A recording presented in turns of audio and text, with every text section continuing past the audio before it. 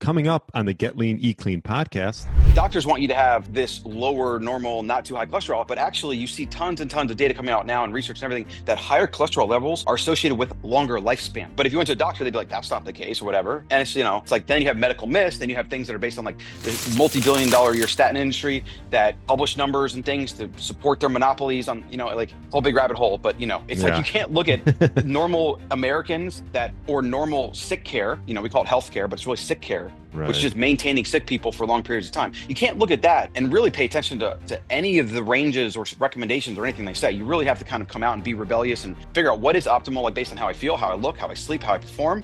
Those are the metrics that matter. This week, I interviewed the CEO of Wild Foods, Colin Stuckert. Colin has been an entrepreneur in the health and wellness field for over 15 years. His perspective is rooted in eating whole foods and becoming as close to ancestral living as possible. We discuss the best ways to optimize your hormones, along with building quality sleep with red lights, raising kids in the modern world, the importance of sunlight and grounding, building a resilient gut, and his one tip to get your body back to what it once was. Really enjoyed my interview with Colin. I know you will too.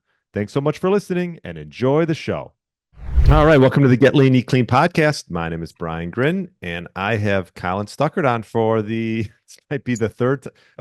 It's like it's one of those. It's like getting up there 4 or 5. Okay, I meant to look. Let's just say fourth time. I think it is fourth time. Yeah. And his renovated. Happy to be here. Yeah, happy to have you. Glad you're doing well. You're in the Tampa area, right? Yeah, North St. Pete, and we also live on the beach in the studio. Like we're all a bit closer to the beach side, so a lot of the stuff around here got just crushed. In fact, this area I'm at, like. There's a lake behind us, but apparently it flooded up to, there's a trailer there, a car there, and we're inland. We're not even by the beach. And we still had flooding a couple feet here. One car was ruined. It was in the parking lot. The trailer out here got kicked around. Crazy. It's crazy. Mm. Yeah. Well, hopefully no more of that for this year. Yeah. Well, we have a year to hopefully not go through it again. Yeah, no kidding. Oh. No kidding. And CEO of Wild Foods, right? Is that your main endeavor right now? Yeah, well, and now Inner Health, and I can kind of share the story of where we're at with that and the backstory of the brand and what we're doing now. Some exciting stuff. It's up to you. Whatever you want me to talk about. Well, let's for people who haven't listened to your prior interviews, maybe give them a little background about your start into Wild Foods and sort of the health space. Yeah. Man, I got heavily into CrossFit, intermittent fasting, paleo primal diet way back in the day, and then bulletproof coffee, all that led me to getting obsessed with different ingredients and supplements and functional foods. And I was like, well, what goes into these products? Because there's a label and it doesn't say a whole lot. And there's like these random brands all around. I didn't really know who to turn to get really deep into the sourcing side of where the stuff comes from. So I just basically did it myself.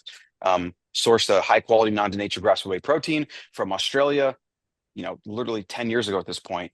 And then brought that home, used it myself, decided to see if this would sell on Amazon. It did, kind of took off, added one product at a time.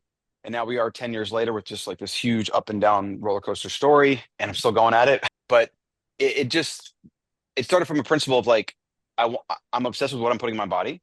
I also made a connection with like the quality of ingredients, the quality of supplements. And like, if the quality is there, my health outcomes are always much better. So that just became a base principle for me.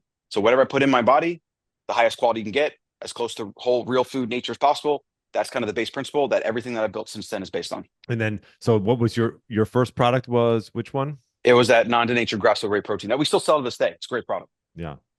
And you mentioned off air the Wild Man stack. Tell us a little bit about that one. Yeah. Yeah. Well, so 39, and we can go deep in this. I don't know how deep you want to go, but 39-year-old male. I'm the type of guy that will sleep 8 hours a night. Every night, because I've prioritized sleep a long time ago when I realized that if I didn't get sleep, I felt like crap. And then I lost an entire day. It's also the reason I don't drink, because you feel like crap and then you lose a whole day. And to me, that's like, I don't get those days back. We have maybe 30,000 of those if we're lucky. So every day to me is extremely precious. And so that kind of helps keep me in check.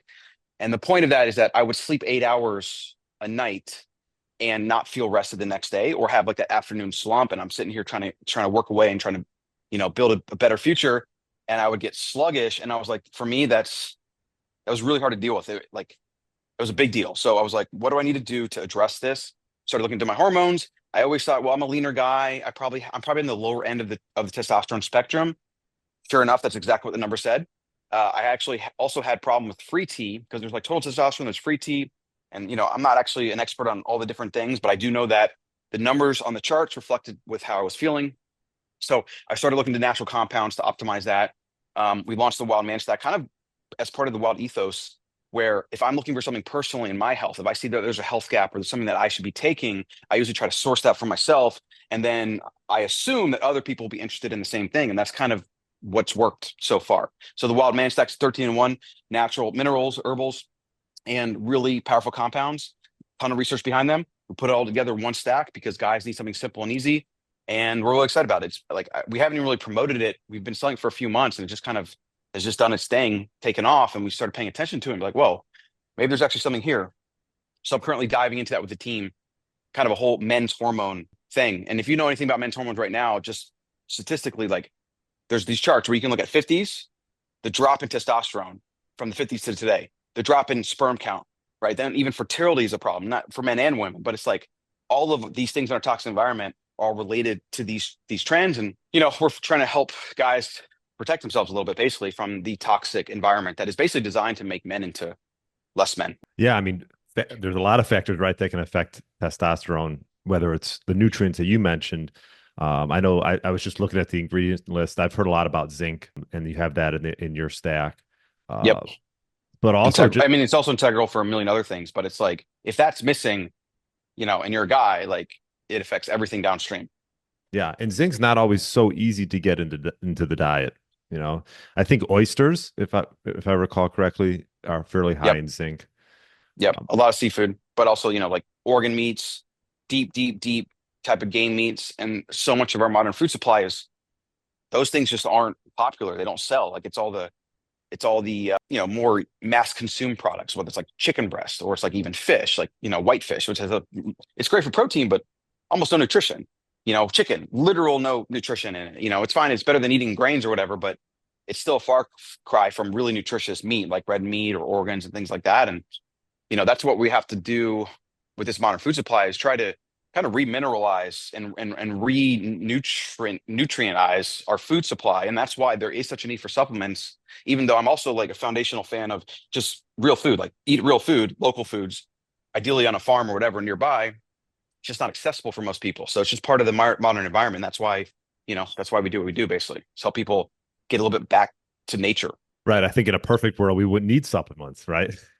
Per se, but No, you wouldn't need it. You also wouldn't need to drink like eight glasses of water a day. And like there's all these things that are these modern inventions that are very commercialized, and maybe some of them there's a benefit to a certain point, like a certain minimum viable dose, right? But it's all because of our mismatched environment. And this is probably what we talked about a little bit on the last episode, kind of the ancestral mindset, which is what me personally and the company is we base everything upon. It's like what is natural for humans? That's what is the way we used to live, our ancestors, and what is normal today is actually unnatural. So you have normal and then you have natural. And in most cases in a modern environment, they're on opposite ends of the spectrum. And so what we're trying to get as far away from normal as possible, because normal is sick. Normal is declining sperm counts, declining T counts, et cetera. Natural is increasing all these things and just being a thriving beast, basically. But natural is also living in the forest all day long and eating dirt and hunting your own food. And it's like, we're not going to do that either. So we're trying to take modern inventions and conveniences and try to just like, get the right balance. And it's tricky. It's a lot of things you have to consider. And I would add like almost becoming optimal would be maybe a good mindset, because like you said, normal is like if you go to the doctor and they give you these ranges of where you should fall. Well, that's compared to the average average population. Sick people, basically. Yeah, yep. Right. So like I just went through FDN. I don't know if you're familiar with functional diagnostic nutrition, and their reference ranges on a lot of stuff are just way different than what you would see normally. And so I think if we just hold ourselves to a higher standard, that alone can help us sort of excel and become more optimal. Because yeah, I mean, one point. Yeah. Go ahead. No, I was just gonna say because yeah, go ahead. I was going to say that one example is cholesterol. So doctors want you to have this lower, normal, not too high cholesterol, but actually you see tons and tons of data coming out now and research and everything that higher cholesterol levels are associated with longer lifespan. Sure. Yeah, but if you went to a doctor, they'd be like, that's not the case or whatever. And it's it's like then you have medical myths, then you have things that are based on like the multi-billion-dollar a year statin industry that publish numbers and things to support their monopolies on, like whole big rabbit hole. But it's like you Yeah. can't look at normal Americans that or normal sick care. We call it health care, but it's really sick care, which is Right. just maintaining sick people for long periods of time. You can't look at that and really pay attention to any of the ranges or recommendations or anything they say. You really have to kind of come out and be rebellious and figure out what is optimal, like based on how I feel, how I look, how I sleep, how I perform. Those are the metrics that matter. And then you might have some blood work that associates with those. Like when I was feeling sluggish, I looked at my testosterone. I had high cortisol. I have, Mm. probably stressful life, entrepreneurship, whatever. When I don't feel stressed, but my body perceives it as stress because it's always just like fight or flight. And that's something that I've had to really focus on and work on, where sauna, walks, disconnecting, not being on the phone at night, all these different mitigation strategies I had to do. And I do have slightly higher cholesterol and some of the quote unquote bad cholesterol. But to me, like, I don't even look at that and think, oh no, like if anything, I might even want to pay more attention to it. Maybe I can optimize that a bit more. Maybe I can increase my quote unquote bad and my good at the same time. I want to have high across the board or whatever it is. So you really have to just be kind of an independent health researcher and experimenter on yourself with your stuff, and take most of the stuff with a grain of salt, actually. No doubt about it. I mean, I think now you're seeing these companies come out. I know Merrick Health is like one of them. I've gotten blood work done from them, where they'll hook you up with someone to sort of go over it, and it won't necessarily be like a mainstream health professional that or a doctor that is sort of old school, where I think the new school thing is sort of to take your health into your own hands and sort of, like you said, take everything that the doctor says with a grain of salt and maybe double check Hmm. everything. Yeah, Yeah. yeah, yeah. I mean, personalized medicine is definitely the future, and Yeah. it's just part of the decentralization of all these things, right? Which I think we might have talked a bit about Bitcoin in the past, but you see the decentralization of everything from governments to big businesses to smaller businesses. Like now AI is giving individuals, small companies, like this power that you could never have before. And what it's doing is it's taking consolidated power structures and it's spreading them out, and it's really empowering more towards the individual versus the consolidated state or nation state or corporation or whatever. And it's absolutely amazing. And it's just part of a cycle of history. Like we'll probably go through this decentralization period, and then there'll be some kind of consolidated thing again, and then there'll be a rebellion. It's like generation to generation. It's like the old rebels against the new, the young, and then the young becomes old, and then they're young rebel against them, and it's like the cycles of history, which really actually create the most prosperity for all. But it is a very messy process. It's not like, Mm. and sometimes it's war, sometimes it's famine, it's sickness, it's pestilence, whatever that has to kind of reset things, and then you start over. Kind of like the forest that burns down paves way for new growth. Yeah. Well, I can tell you're high on caffeine right now or something. I'm also just trying to, like I said, there's no AC in the Oh. studio, and it's like I have to move a little bit, otherwise, try to like ignore that. But I'm Yeah, also high yeah, energy, anyways. Like yeah. I'm. No, I've Yeah, noticed that. Yeah, I've noticed that. Type A, right? That's all good. yeah. Type A plus plus or something. Yeah, right.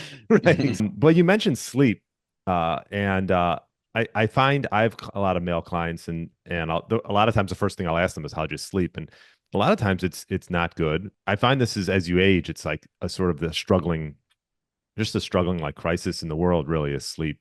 What Hmm. do you do to sort of help optimize it? Yeah, there's a few things here, and there's a lot of recent good podcasts and books that have come out. Like, there's some sleep researchers that are like Why We Sleep, or some books like that are getting a lot of attention, and rightly so. I personally don't spend a lot of attention. I don't direct a lot of attention to them because it's not a problem for me. But I also long ago kind of created a routine that works, and I prioritize sleep or whatever. So most of when it comes to sleep is simply acts and environmental changes, and then your body will do its thing. The single most important thing people need to understand is that sun out there is the reason that you're supposed to sleep and wake at certain times. It's circadian rhythm. People have heard that, but what does that mean? It simply means that when our ancestors lived in the wild and the sun started blaring on their face, their biology would wake up. It would release all the hormones to wake you up, cortisol, whatever, especially in the eyes. Like you open your eyes or sunlight, it's like the immediate wake up. Everything in your body switches on. At night, the amber light, you see a lot more red light, infrared, whatever. You see much less of the thing that's probably up there right now, which is blue light. Right. A lot of people probably heard the dangers of blue light. But what does that actually mean? And this is where I want people to try to understand this. It simply means, like, when you have blue light from this screen of this computer and you're looking at it like 10 p.m. at night, your biology thinks it's noon. It thinks it's 1 p.m. So it's trying to optimize your hormones to be in a awake state, maybe even a fight or flight state, maybe in a state you should be going and hunting, doing things, whatever. When you have that at 10, 11, 12 o'clock at night, your biology is so out of whack with what it's trying to do because you're trying to wind down. Right. You want your hormones to come down and go to sleep. And when you have this blue light assaulting you from all these different things, even just these fluorescent lights, or most people have these bright lights. Like when I go to Airbnbs, I'm assaulted. I turn on these bright LEDs that are usually daylight, very bright balanced. And we're to the point where we'll unscrew bulbs in the Airbnbs and we bring our own orange lights because I can't even look at it. Like if I'm inside, I'm just like, it hurts. But that took a while to kind of learn. You kind of learn that as a heuristic, right? And so if you're being assaulted by artificial light, blue light, screens, whatever, and you're doing that late into the night, foundationally, nothing else you do with sleep is really going to matter. That's just the first principle. You have to solve that. Candle lights, orange reading lights. They even have these bigger, like slightly bigger ones, orange bulbs, amber bulbs, low blue light bulbs. Now, this market is growing. There's a ton of options. That We actually use red lights at night for the kids just in the bath because it's actually bright, but it's none of the blue. So that's actually a good hack as well. I'm a big fan of red light. I was just gonna say, that reminded me. I bought those your orange reading light. I saw that on your website, and I was like, because I read at night, and I have a lot of times my wife won't. I just don't want the lights on, right? So I just use Yeah. a reading light, and you have Yep. that orange glow reading light, It's amazing. which I I've bought bought from you. 100. I've personally used 100 of them in my lifetime, and like the kids always lose them or whatever. But it's like if I travel without that, I'll Amazon Prime one same day and pay the extra shipping. That's how important that is, right? Yeah. But I long ago made that connection to just like bright light, whatever. And then the research started coming out, and it was like this is obvious. And then I went deep into red light, because that's why we're selling on the website and whatever. I went deep into that because that's a whole nother topic, and it's amazing, whatever. But what red light is supposed to do and how it explains the story of this blue light is the red light. And I believe the reason that the red light technology and the near infrared is so powerful, and there's so much research, there's like 30,000 plus studies on this showing how positive this stuff is from a health perspective, it's because what it's doing, it's balancing out some of the blue, Hmm. right? Because at night you have all this blue, but you don't have the red and the near infrared. And there's a ton of research that actually shows, and then we can get into like the sunburn thing. There's a ton of research that shows that the certain rays from the sun, even if you have a lot of the, quote unquote, harmful rays, the other rays help balance it out and protect you. They are protective against things like skin cancer, but you have to be getting the whole spectrum of the sun. When you start breaking it up in these different ways, you're getting all these imbalances. And it's like, if you think about your diet, we get this. I gotta have magnesium. I gotta eat like these foods. I have to have like fat, protein, and carbs, whatever. Most people understand that there's certain nutrients your body needs to consume. Some of which, if you don't, you die. Like if you don't get vitamin Z, scurvy, you die, right? The sun is actually the ultimate life generator of everything on Earth. Yet we don't think about sun or light as nutrition. That was like the big epiphany for me. When I realized that the sun has this full spectrum of rays, it's up for a certain period of time. That tracks exactly with the circadian rhythm. It goes down, we get sleepy. It comes up, we wake up. It was a game changer. And then I started looking at light as nutrition. And then I started thinking about like, okay, if I'm not going outside as much and I'm indoors more, blue light high, other lights low, that correlates with fatigue. It correlates with lack of sleep, so on and so forth. So, I'll pause there. I mean, go wherever you want, but I think people need to start thinking about the sun as nutrition, and they need to get their daily dose, and they need to go outside for an hour a day. And that's just like their daily sun nutrition plan, basically. And it would solve so many downstream problems if people started doing that. Yeah, no, that is true. And I guess I never thought of sun as nutrition, but yeah, I mean, a lot of times you'll hear a lot of like quote unquote sleep experts talk about just seeing sunlight first thing in the morning and go out for Yep. like a morning walk. Is that something that you implement? Yeah, it's the two things. The single most important thing you do is morning sunlight 30 minutes, nighttime sunlight 30 minutes. Hmm. Because what is happening, it's like, a targeted protein shake. I want to take it after my workout. It's like get in my muscles, whatever. You're trying to target the sunlight to your biology to prime you for sleep that's to come, right? So when the sun starts coming down, what color is it? Like oranges, Yeah, like reds. Wait, it's not bright and blue. right. It's like yeah, It's like calming. It's like nice. It's also part of the reason we like campfire so much, and a lot of our evolution is us sitting around a campfire. Well, there's an extra abundance of near infrared and red light, which tracks with the sun coming down as well, right? When you start realizing everything is from the sun, that's the energy force. Everything is from there, and even the Earth, you could say, is just a bundle of stored energy, as Einstein said. That if you burn, then it releases the same energy from the sun. I mean, it's crazy, fascinating stuff. Like when you go deep into it, but it's a targeted dose of nutrition for your sleep. And it's a target dose of nutrition in the morning for your day. And that's what a circadian rhythm is. It's supposed to track to the sun, but not just track to the sun, not just be the same time. Actually, you have to like actually get the sun. If you stay inside all day and you go to bed early and you go to bed late, like, okay, you're kind of tracking it, but your biology is supposed to be interacting with the sun. That means no walls, nothing in the way there, right? Now, So, I mean, yeah, it's I, nutrition, I was basically. well, living in the Midwest. I mean, you're down south, but like, we're having winter coming soon, and a lot of times you'll go days without the sun. Even getting out, even though if the sun's not out, I know that can still be effective. But red light Yep, therapy might be an option. I know you talk about it on your it website. is. Yeah, Absolutely. Yep. yeah, And it's an option for everybody because we still spend the majority of our time inside. Very few of us are spending, if you had to just track inside versus outside, most of us are like inside here, outside down here. And maybe the most active of us that like to hike and go outside, they might even still be 50-50 because they're still sleeping inside most of the time. sure. I guess it's only like when you're camping and you're literally sleeping under the stars, are you actually getting the most ancestrally appropriate dose of the sun as possible? So what that means is that for every extra indoor minute or whatever, you need to try to mitigate that a little bit with some other things. And red light near infrared is great because you can just pop it on, put it right there. You can use it instead of blue light. It's amazing. I have 3 units here. I like 4 in my house. Like I just try to have them in every corner to Mm. use it. And then I have the orange lights that I can take with me.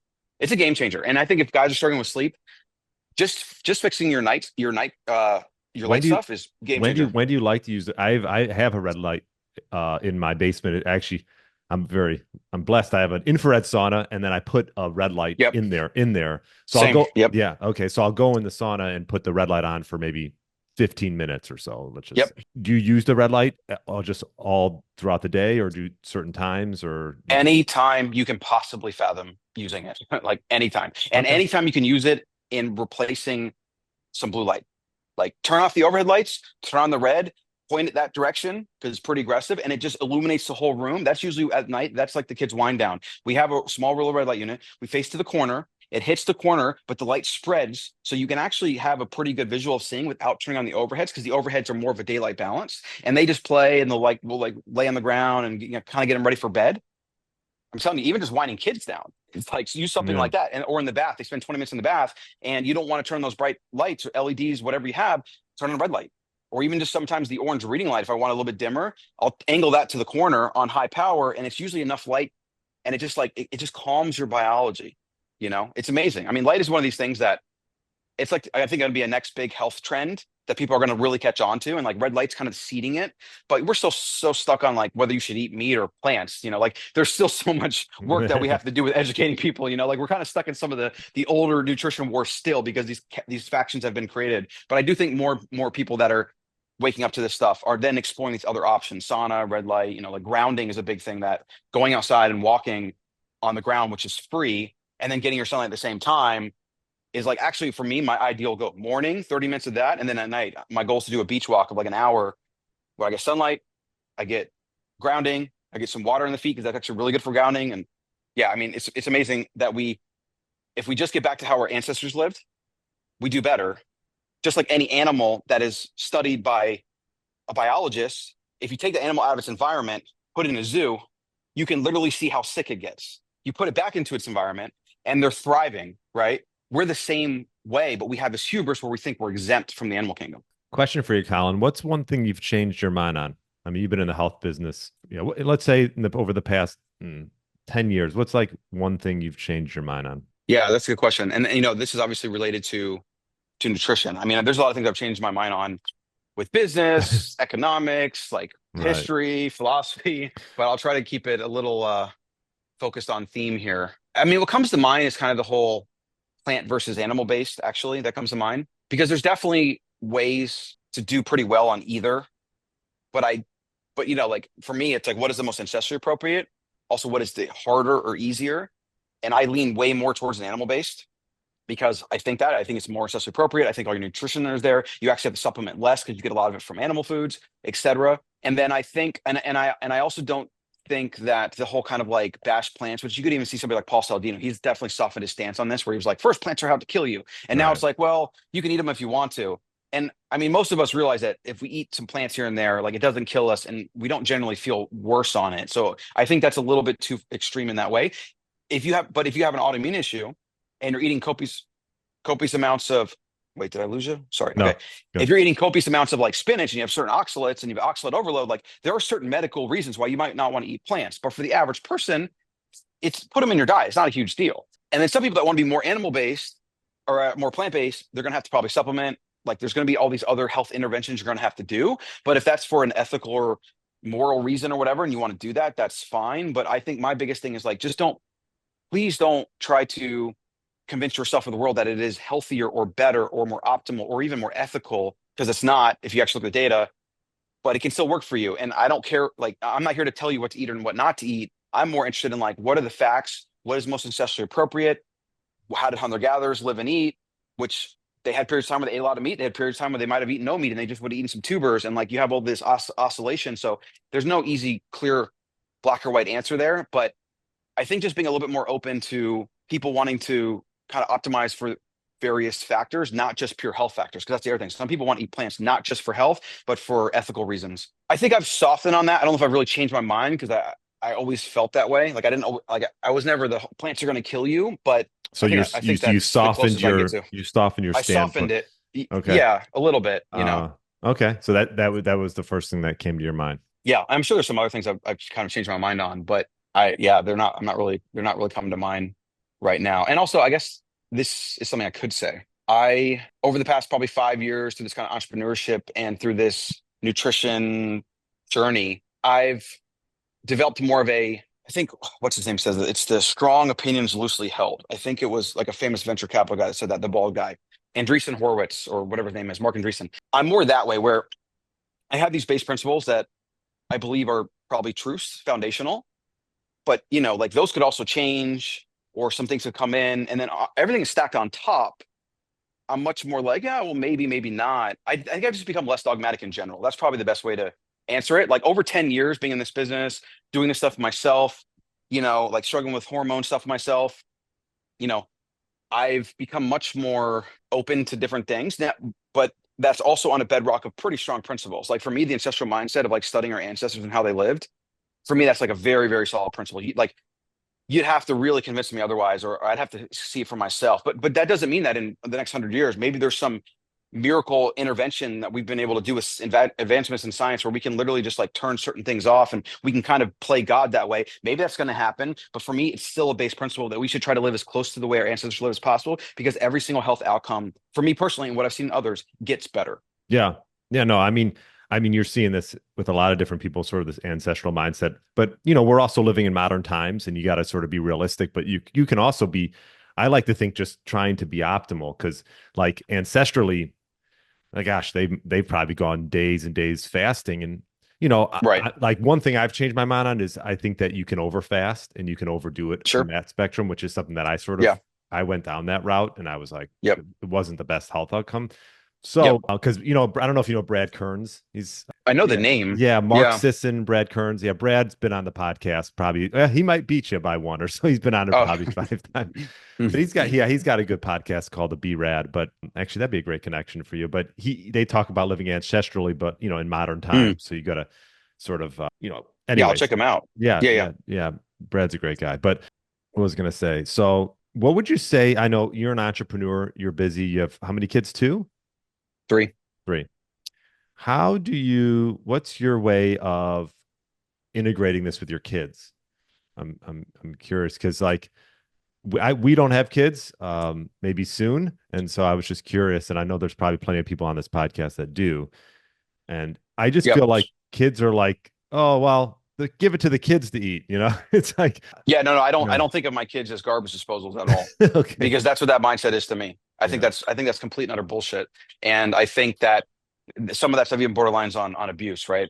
And I'm not like I'm a parent, so I can say that. Like kids are mini versions of us. That's all they are, and they're growing and thriving. And the propaganda is that like everything that they should eat should have sugar in it, or should be some this highly processed thing or whatever, and that nothing could be further from the truth. Kids need to be eating whole, real foods. They need to be eating like raw foods, animal foods, like protein focus, all these things. Now they can generally do better with more carbs because they're so freaking active and they're growing and whatever. But that doesn't also mean that they should only eat carbs, because you also have things like eating lots of fat and protein. Your body can turn those into glucose in the bloodstream and use it, etc.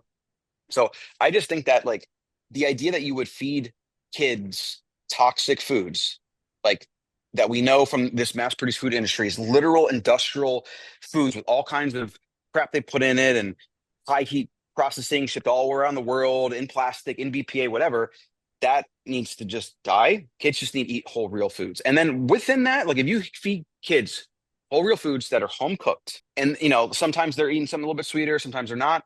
It's kind of like Michael Pollan's thing, the author. He says that, or his recommendation for nutrition is like, eat whatever you want, but make it yourself. And honestly, for like I love that. 99% of the population, Yeah. that would actually be the best freaking diet ever. Like if you wanted to make some amazing cheesecake or whatever, make it yourself. My wife makes sourdough. Yeah. It's wheat, and we try to use like a better thing, and there's gluten in there, but it's still sourdough, and everyone is fine. Nobody dies on it, even though generally I'm not a fan of bread or bread in general or grains, but it's also homemade with three ingredients: salt, flour, and water. And then it's got the natural fermentation because she has a starter and everything. For kids, the more you can home cook their food, like make their food and not give them food out of a package, the better they're going to do. As an adult, the more you do that yourself, the better you're going to do. So for me, that's just kind of a first principle. And that's the best way to think about with kids. Just make stuff at home. Yeah. Yeah. I totally agree with you. I've talked about this so many times, like cooking for yourself. Like my wife and I do that. She'll make desserts, and she just made like ice cream, if you want to call it that, with two ingredients, like bananas. Cream. Yeah. Oh, Well, it's banana I based. should Yeah, call yeah. it ice cream, but yes, cream. But no, that's literally bananas and like a tablespoon of peanut butter and blended it. And it was And you like, freeze it. Right. yeah, yeah, exactly. You give that to Exactly. you give that to your kids. They'll be like, wow, this is really good. I mean, Yeah. Well, we make raw milk ice cream. So we do raw milk, raw cream. Now, the raw cream is really expensive, hard to find. So sometimes we'll do organic cream, raw milk, because we have gallons and gallons of it. And then we do 6 egg yolks and probably like a fourth cup of maple syrup, whatever. I'm not a fan of honey as much, but you could also use honey. And mhm. that ice cream brand, ice cream for bears, is actually really good. People should look into that. It's basically a honey sweetened ice cream that's Oh, kind of I like think I've taken seen off that. right now. Yeah. Yeah, yeah. We make that at home, and it is freaking amazing. Right. Like, and it is so easy and simple. And you could even make the base ahead of time, and it's like kind of a custard base, and then let it marinate in the fridge, and then you run it through the ice cream machine, the next day or two, and the flavors are even more accented. It's like, yeah, kids can eat ice cream, but maybe you shouldn't give them Haagen-Dazs or like whatever the Right. store-bought crap is with all the 20 ingredients. Like, just make them ice cream at home with like 3 ingredients. Right. Yeah. Yeah. Totally. Yeah. I was just curious about your take on that with kids. Anything else, like as far as it sounds like you have them doing the same similar routines that you're doing with the red light and things like that. Oh yeah, well, they use a red light. We keep bright lights out as much as possible. Even the lights in the room, like for night light and stuff, it's all either orange or red. You can get orange bulbs. You can get orange ones to stick in the wall. I mean, at this point on Amazon, like you could replace every light in your house with some form of orange, and it will look more inviting. We actually put orange bulbs in our outside, so we have a 3-story, and there's these, like, from afar, all the other homes are all like bright white, white, white, white. When ours is turned on, it's this like nice, warm, inviting glow, and it actually makes the house look better. And we Mm, just had to find the right orange glow bulb. It's like, that's it. That's it. That's something that you can change, one-time expense in your home. Not even actually expensive. Like maybe you spend $100 or whatever, a couple $100, and immediately your sleep will get better. Now the other thing is, so I don't know if you can see this, but so see the color of my oh screen right yeah. now, Yeah. right? So if I go 1, 2, 3, I Oh, go back to the regular. If I go 1, 2, 3, it goes to the red. And there's like, even Paul had a video on do this, but you go into like your accessibility settings and you change it to like make the red go all the way up. And then this is a color filter. And what this does is it blocks the blue light. You also are less likely to use your phone when you do this. And at night, you don't have the blue light assaulting you. And then you can do the same thing on the Mac. You have night shift on 24/7. And then another app I use is Flux, F.Lux. And I set that to pretty orange. And I actually use both of them. I use night shift and that one. And that helps reduce the blue light a lot. mm, Even some TVs nowadays have it where you can kind of like increase the color of the red, and that will reduce some of the blue. love that. Yeah. I think we got to start doing that because, you know, if you don't do it, everything's blue light. So, um, Everything. And screens are like one of the worst sources of it. Like it's, yeah, the whole environment, everything inside. I mean, they even have it where like halogen lights that the government is trying to ban them being sold in the United States because they're calling it environmental reasons. And you can go deep into conspiracies about like, oh, well, the CIA is trying to do that because they're trying to assault us with blue light and change it, like that, like Jack Cruz stuff, like whatever. Like, but that's fun to mhm, kind of look at. But I'm just like, no, dude, it's not like nobody planned this 40 years ago. We're like, let's just get everybody on blue light. It was just accidental result of like iPhones and computers and like blue light being the best for these screens. It's all just accidental stuff, but you still have to control for it whether somebody planned it or not. It doesn't change what you have to do with it. And that's kind of using my perspective on conspiracies. It's like, what is it going to do for your life to know if this was conspiracy or not? You Right. still have to do something about the thing or plan for it, and then just go about your life and be happy and be free. You see a lot of conspiracies lately, especially nutrition and stuff. Like, I mean, it's like every time I go on Instagram, it's just conspiracy, conspiracy, Oh big God. food, pharma, pharma. I'm to the point where I believe that the health content needs to shift from let's stop focusing on the things we're against. Let's start focusing on the things we're for. So instead of railing against Kellogg's and cereal and whatever, and somebody's got to do it, it's good. Absolutely. I just don't want to think about it or see it. I'm focused on positivity. I'm focused on what can I do, growth, like things like sunlight, earthing, go outside, positive, like focus things that I can do, not railing against these things I'm against. And because what happens is you become attached to those things, right? Your identity becomes, oh, I'm not that, but still to be not that on something you're Right. thinking about all the time, your identity is based on it, you are connected to it. And I think more people need to just sever that connection completely. And I also too think like, you obviously vote with your dollars, right? So if you can, Yes, support, and I understand like it is more expensive to get these like one-off brands, right? Like, so maybe we're only speaking to to a certain demographic of people. Not everyone can go on to these off brands and buy certain things, but sure.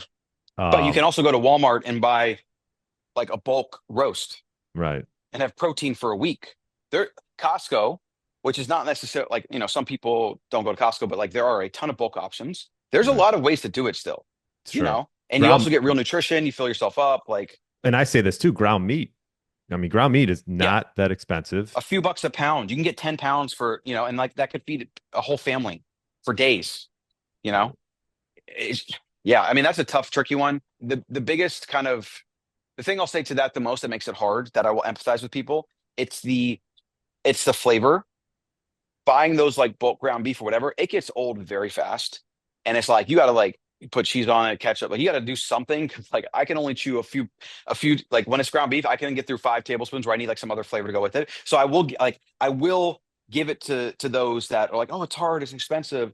Because all the other stuff that's cheap and highly palatized, whatever, it's literally engineered to light up your reward centers in your brain. And you have to basically forego that, which your brain knows and wants, and you have to go to this thing that is like definitely not as dopamine rewarding. Yeah, yeah. So that's hard. That is hard. But like Well, everything worth having in life is hard. If you want to be healthy and live a long time and have six-pack abs, you got to do something hard, right? It and just is what it is. yeah, I mean, my wife makes meatballs, and those are great. Oh, I there's a don't. million ways to do it. Yeah. Or like I do really thin smash burgers, Oh, nice. right? And then throw Yeah, some cheese on it. Those are amazing. yeah. But like just pure browned ground beef, like Sure. it is boring. Yeah, Like I'll give it to people there.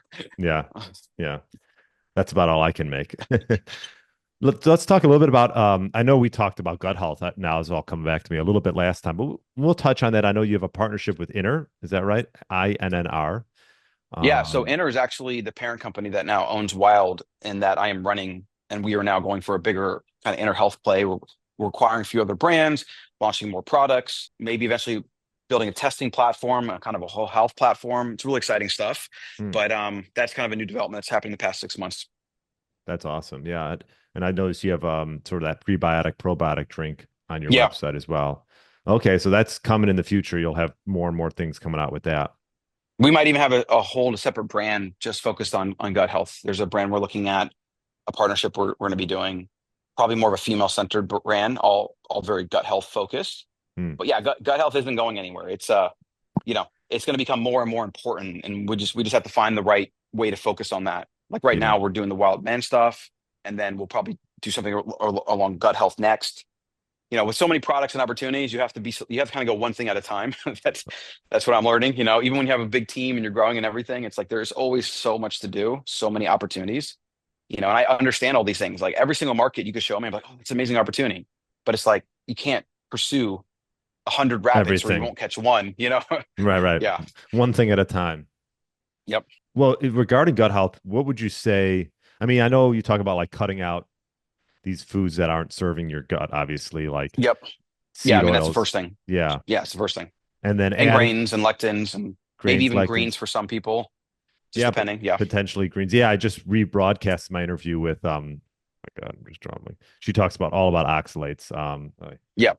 And they're a uh real thing that I'm with that. The greener it is, like the kales, the spinaches of the world, move a little bit more to like the cabbages and the broccolis of the world, and like just a little bit less from the actual leaves of a plant. Because like this tree right here, I can't eat that. I get sick because it's not food, because there are so many poisons in it that there's not even nutrition to be had on top of it. They have to have these plant chemicals to defend themselves. And that's kind of what Paul's whole thing was early on. And he's actually right. Like there's a reason that like certain caterpillars are poisonous. There's a reason that certain plants are poisonous. Like this is nature just trying to defend herself.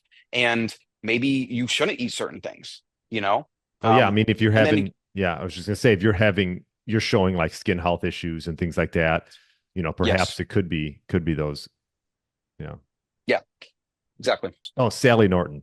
Okay, yeah, Oh, I know okay. it's, Yeah. yeah, yeah.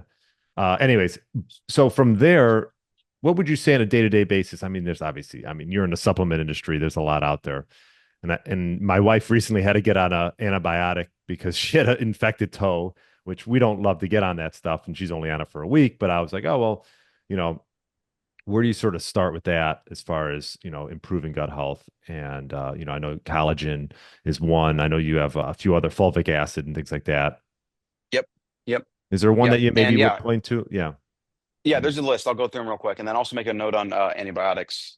We Yeah. had to get on antibiotics as a family recently because we had impetigo. Impetigo is basically a staph infection that's highly contagious. So it starts out on like one kid on the leg, and maybe she got it from the beach, we think, and then it goes to one son, and then that son, and then I got it on my leg, and then it started spreading on me. My Oh, daughter had it so bad that her skin was cracking all over her body, and she could barely move. I mean, I feel just terrible. She was in such misery, and we had a misdiagnosis by like different people that were saying, "Oh no, it's just this." And then finally, someone identified on what it was, and we had to go on antibiotics. I think we had to do 2 rounds, oh one wow. for her, one for him, because it kept coming back. It's like it'd go away a little bit, and then somebody else would have it, and it would flare up. I mean, I've never experienced anything like that in my life. Like I've lived in Florida my whole life, and I've never experienced anything like that. When you have kids, you're just like the surface area of how you can be attacked by the environment, just like 10x's, Yeah. because like they're weakened immune systems and they carry things in or whatever.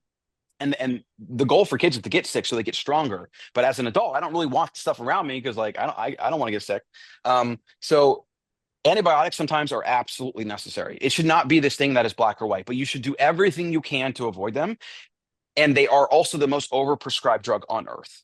It's Right. something like 70% of antibiotic prescriptions are actually not needed. I think that's what the numbers actually say. I've looked into this, right? So that being said, if you do go on them, highly recommended that you do a very aggressive gut rebuild protocol. There's a few things that like this would be a longer conversation, but I recommend a couple things. Like definitely a probiotic, right? Prebiotic, which actually feeds the gut bacteria, sometimes a little bit less understood by people. You can even get that from mushrooms, and like we have a mushroom powder that's great for that. There's a lot of these prebiotic substances, even sweet potatoes and certain starches, even like rice, like white rice that you actually let cool in the fridge. There's a lot of these things that move to kind of the resistant starch realm. I think cassava in different forms, like when it's a little bit more green, has more resistant starch in it, and those types of starches generally feed the good bugs. And so you want to have that as part of your routine. You want something that's feeding the good bugs. You can do things like, I'm not really a fan of fiber, but there's like acacia fibers that are just purely intended to feed the good bugs. There's certain things, just do some research, find some things to feed the good bugs. Then add a probiotic because you're just likely lacking. And, the probiotics on the market, the quality is all over the place. Like it's just one of those things where you probably have to try a few brands, try to get the highest dose you can, Yeah. and just test it for yourself. And like just find, like, you'll probably notice something when you're taking one and you're feeling a little bit better. Then I would look into other things like butyrate's a big one I've been trying lately. Ton of research around that. Tallow is actually a product we just launched. We have an organic tallow that is amazing, and the stearic acid and the other things in it really good for gut health in general, but also a bunch of other things. It's great for fat burning. If you have the resistant starch, the pros, and then you have other things like bone broth, Mm. butter. Butter has a lot of CLA and other things like that. Like I actually like doing a lemon, salt, bone broth, butter blended up, Mm. little bit of warm. I mean, if you're concerned about gut health, like you take 2 of those a day, game changer. You know, What uh, about colostrum? I noticed you have that on your. yeah, colostrum and collagen. But you could put those all together. Do like a bone broth base, throw all that all in there, or raw milk or whatever. Raw milk's actually good too. Raw milk's good for the gut as well. It just kind of like comes down to finding the few things from a food perspective that you like and that you'll eat regularly. Like just do a little bit of research, find out what those foods or drinks are, and then the thing about gut health is like you need to be really aggressive. You need to like do 2 to 3 cups of that bone broth drink thing or whatever a day for like 7 days, and then you can kind of dial it back a little bit. Usually people think, oh, I take like 1 cap a day or I take like a sip. It's like that usually doesn't get the job done. Like you're trying to basically like take these invaders in here and like where there's all these bad bugs and all the good ones are dead, and you're trying to like get them out. You're trying to it's freaking it's gut warfare is what's happening. So like Right. you really need to arm the troops and you need to get them a bunch of resources, right? And there's also things like coffee enemas. That's a little bit more for, glutathione production, things like that. There's some interesting things like that. Yeah, gut health is one of those things where it's like almost anything you do that's good for you is like in some way connected to gut health. Like take more magnesium. That's a no-brainer. If you're low in magnesium or minerals, that's the first thing you should do. So a huge fan of just taking 3 to 5 magnesium caps a day and maybe even get your minerals tested, do like a hair test or something, and then drink a lot of really gut nourishing foods, basically. Okay. Yeah. So yeah, first step one, cut out those things that could be causing the issue, whether that's, seeds. It could be Tap seeds. water too, like Uh, things like that. Like yeah. avoid low quality waters and plastic bottled waters, and yeah. Yeah. And then add in it's like the Wild West a little bit, but I maybe know just find, and everyone's different. right, Yeah, find what sort of yeah, works. And then I think the main theme of today's podcast was get out and get some sunlight, right? and do it barefoot. We didn't really talk on grounding, but I'm telling you, it is a freaking game changer. Because if you think about it, I got shoes on right now. Maybe I can show it on the camera. I got shoes on right Yeah, now, I see them. and I'm standing on concrete. Since I've left my house today, I've actually not stepped on dirt once. I just realized that because we have a second story house. I go to my deck. I put my shoes on. I Right. walk down to the car. I usually walk on even gravel to the car. I don't even step on grass the whole way. Then I get in my car. And then I go to a Starbucks before this interview. And then I go here. I have not interacted with Earth and I've not dissipated electrical energy that I need to because, again, Earth is like this giant battery. It's just electrical energy. And the sun, that's where we get all of it. And the sun and the Earth and all these things play in. But an interesting fact that will probably sell people on this idea real quick. The Earth every day or every second gets struck by lightning like something like 70, 80 times. So if you were to zoom out and watch the electrical field around Earth and how it interacts, it's just all day long. It's just power going in and out, right? Mhm. We are organisms that have lived our entire lives on this rock, right? We've lived these entire lives under the sun. The sun and Earth and all the energy exchange between the two and us being connected to that, you better believe that our biology did something to optimize for those things. Maybe it had to build a body to protect itself. Maybe it used those things, like it uses sunlight, just like a plant uses sunlight to produce food through photosynthesis. And this is all where we get like, it's like the ancestral mindset to the nth degree. It's like, let's go all the way down to like the electrical level, like the origin of life and where we came from. And then you realize how all these things interoperate. And then you realize how the modern environment has removed them, right? Something just being on concrete and Yeah. on a non-conductive surface or with rubber shoes for your entire day and then going to sleep, usually in a raised bed, sometimes with metal, no way to dissipate energy. Even metal can attract and store energy. It's crazy. And nobody really talks about or understands these things. But the people that are most thriving are people that aren't even aware of these things. They just go outside. They go garden. They go walk. They go to the beach. They do these things and their energy outcomes are like this. And, people don't really look at them and be like, well, this is the reason why. It's like earthing, it's sunlight, it's like the spectrum, it's red light, it's infrared, but these are all connected. And so if you ignored everything we just talked about and you simply went outside for a couple hours a day barefoot, everything in your life will get better. Yeah. And then you do the other things to add on top of that. That's your foundation. And it like seems too simple, right? Like it's right in front of you. But it is. It's Right. free Yeah. too. Yeah, It's free. But we don't do it. Right. That's the thing. We don't do it because we get into our modern routines. And as somebody that literally knows this stuff, studies this stuff, has tested this stuff, I even sometimes forget to just like go do my morning stretches in the grass. Yeah. It doesn't cost anything. It's just like one little mental heuristic that I have to remember and do, and follow. Yeah. And that's an issue with people in the city. I live in the city. I mean, It's like, oh, dude, huge issue because like you might not even what are you gonna do? Walk 20 minutes to a park? right. You might It's not like, even have grass around you. right. Yeah. When I got Yep. dogs, I was like, okay, I'm out of the city. It's like, Yeah. yeah, none of this. I'm not walking down the side. Yeah. Anyways. Well, Colin, this was great. Good to see you again. Yeah, man. I am gonna have to change shirts. You're But schwitzing a bit. I was committed. I was committed because I'm all sweaty because the AC in here, we got flooded. I don't know if we were Yeah. recording, but we got flooded in the studio and our AC's broke, but I didn't want to reschedule the pod I a second appreciate it. time. So I just committed to it. I think I have an extra shirt in the car, so hopefully I'll be okay the rest of the day. Well, yeah, thanks for making this work. And best place people to find you. Yeah, wildfoods.co is the website. And then you can check out, I'm on Instagram, Colin Stuckert. I think I'm on X too. I'll put, My social game lately, yeah. Any links you can find. I'm yeah. gonna start redoing my stuff, but we're doing a lot more content for Wilds. Check out Wild Foods Co. on Instagram and all the places. We have a whole team here in the studio.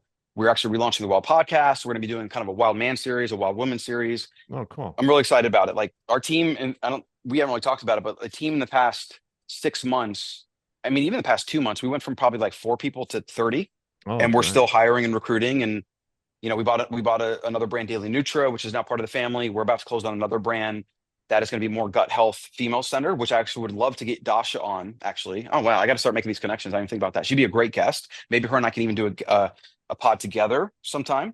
Mm. You know, that'll be exciting. Yeah. Yeah, we'll have to keep doing it until I want to beat Brad with the most Yeah. visits. I want to win the award. I'll take a look. Yeah. I think you're one behind him. So we'll get you back on. You got a lot of good stuff happening. All right, Colin. Well, I'll put links in the show notes for people to find you, and stay safe there in Tampa, and we'll be in touch. Yeah, thank you. Thanks for listening to the Get Lean, Eat Clean podcast. I understand there are millions of other podcasts out there, and you've chosen to listen to mine, and I appreciate that. Check out the show notes at briangryn.com for everything that was mentioned in this episode. Feel free to subscribe to the podcast and share it with a friend or family member that's looking to get their body back to what it once was. Thanks again, and have a great day.